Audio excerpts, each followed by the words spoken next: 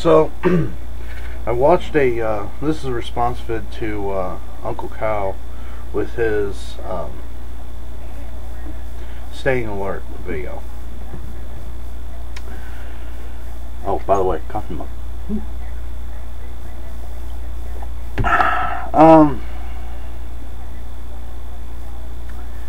There's a lot to this.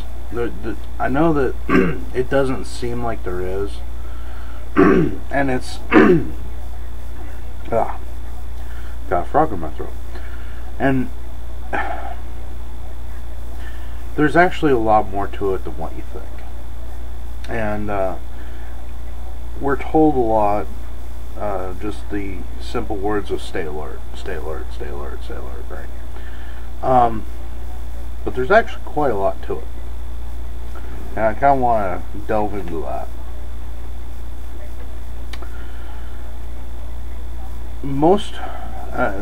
The first thing that we have to understand is that being aware and alert is really our first line of defense, and in fact it's our first weapon, and it's our best one. I don't care what you're carrying. I don't care what you're armed with or what you're not armed with. If you don't have awareness, it's for nothing. And that is huge. One of my personal secrets, or personal den show, if you want to call it that, for those of you who are into that, is simply that 9 times out of 10, the people that you see or you walk by on the street, their focus is right here. I mean, they all have tunnel vision. I mean, it's crazy the amount of tunnel vision that people have. If you actually watch them. For example, right now, you're watching this video. Your hearing is focused on this video. Your sight is focused on this video.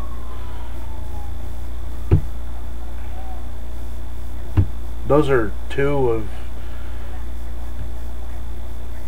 the most important senses. Those are both of the most important senses that you have for awareness, and you've got them focused on a little screen. There's my point. How you overcome that? Well, my way of doing that is to actually train your body to not do that. Okay? You have to train your eyes and your mind and your body to be able to switch between wide range and close range.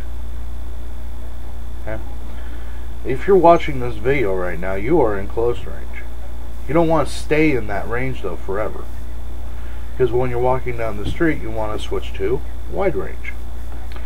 And what I mean by wide range is find a park bench or something, somewhere that's decently safe, and look out as far as you can see, straight ahead, and now try to develop your peripheral vision so that when you've got your hands stretched out as far as you can straight beside you, that you can still see your hands. That's how you know you switched to wide vision. Okay? Stay in wide vision for like an hour. Walk around in wide vision. Not only will you notice that your vision has increased as far as the area around you, you'll also figure out that there's a lot more resources or things available to you in using this wide area vision than what you understood before. You will also find that your hearing will also increase, because that's the way our human bodies are naturally designed to do things. Okay?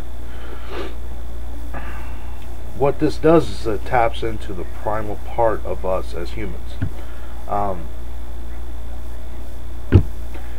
You know, 2,000 years of evolution does not go away like that, okay? Now, we may not be as good as our forefathers once were with this, but on the other hand, our forefathers didn't have computers and everything else. So, you know, and they stayed in wide range vision most of the time. We don't. So that's something. That's how you train yourself to be more aware. Also understand that yes, your eyesight at most with your peripherals is only going to extend half of that semicircle. You know, you're only going to be able to see 180 from you, from straight across.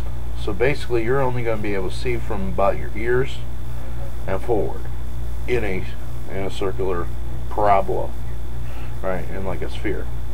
Okay,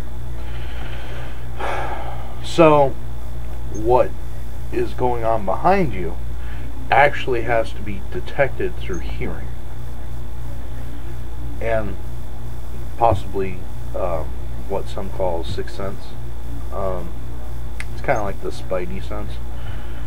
If you spend enough time honing those things, honing your hearing, honing your sight in a wide range, you will find that your sixth sense, that spidey sense, that instinct, yeah, you will find that that also increases, and that is going to be key for you. So that's all that. So yeah, try those exercises. Try getting past the whole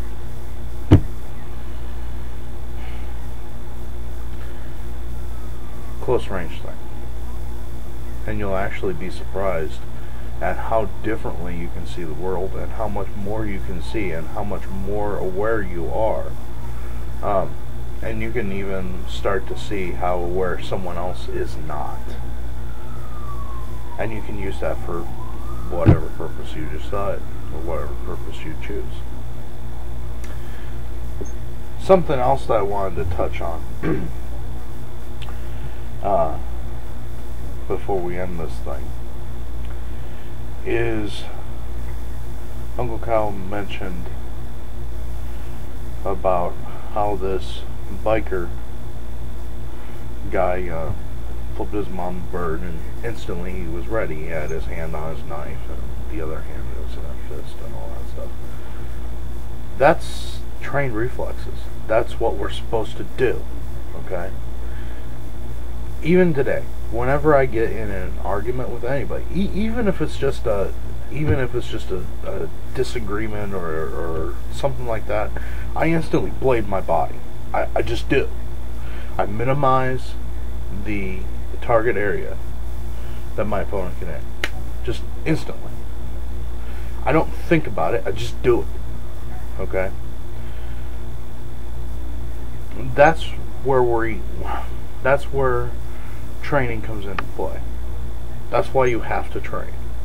That's why you have to train with people who actually know what they're doing.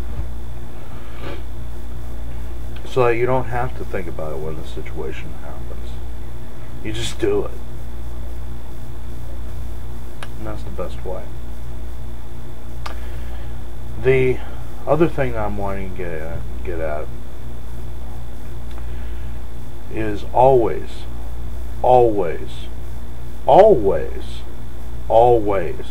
be armed.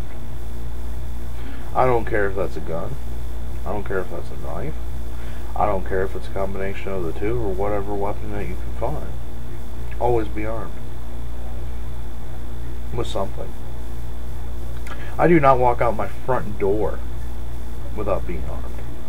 Period. Yeah. Yeah. And that is the difference between me and someone else. Someone goes nutty in a mall, and I'm armed with something. It doesn't matter what it is. I instantly have a much better chance of surviving than the guy next to me that doesn't. A little bit of food for thought for you. Of course, always follow the laws of the land when you're doing these types of things. But as long as you're not breaking any laws, arm yourself with something. I don't even care if it's just a kitchen knife. I don't care. You need to be armed with something. There's no secret that this world is going crazy. It's no secret. Arm yourself. Be aware. Be prepared. Because that way, if something happens, then you're ready for it. Now that's kind of the way I look at things. And that's kind of the way I live my life. If you follow this warrior path, you have to follow it that way. It's just the way it is. What good's a warrior if he's not armed? You know, we can talk and learn empty-handed techniques all we want, and they are good, and they are a necessary thing to know. But you don't walk into a gunfight with a knife. You don't walk into a knife fight with bare hands. Just a little bit of food for thought for you. Anyway, that's about all I got to say about that.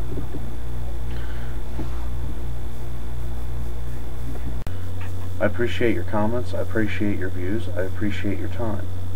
Defend your homes wisely.